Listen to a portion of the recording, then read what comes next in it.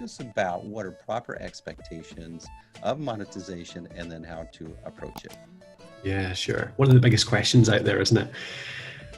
There's a group of podcasters out there that never want to monetize. They're just doing it for the love of it. They're just putting their voice out there, and that is absolutely fine. And they're great people, great podcasters. So putting them aside, there's another group who decide from the very start, I'm starting a podcast, I'm not going to make a living out of this, but I want to at least make a little bit out of it. Maybe I'll, cover some bills. Maybe I'll get sent some gear to review and therefore get like free things all the time. And, those people, I believe they should start thinking about it from the very start. I'll explain the sort of stages though, because there's a lot of different stages along the way. Like one of the most common ways that a podcaster might earn money is sponsorship. So a product gets in touch with the podcast. They say to the host, will you talk about our product? We'll give you this amount of money per 1,000 listeners. That's how it tends to work. So for sponsorship, you tend to need at least a few thousand listeners every single episode. Usually the interest starts around, 2,000-3,000, if not up to 5,000 or so.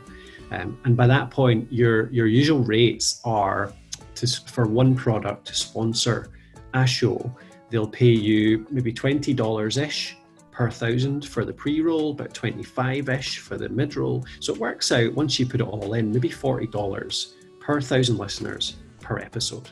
So let's say you've got 2,000 listeners, that's $80 per episode. So it's not a great deal of money at that point, but I mean, that's not nothing to most people. It covers your bills, certainly, and it starts to pay for a few meals and a few beers, that kind of thing. So it's quite nice. But like I said, you have to be up at the few thousand listeners by that point. So most people, unless you're doing really well, unless you have a pre-existing audience, it'll take you a good 6 months to a year to get to that point in most niches, if not longer, absolutely. There's many people in many niches that are, 1,000, 2,000 after a year is a good audience. But what I usually tell people to do is, if they're thinking that might be their aim long-term, is think about affiliate marketing from the first days though.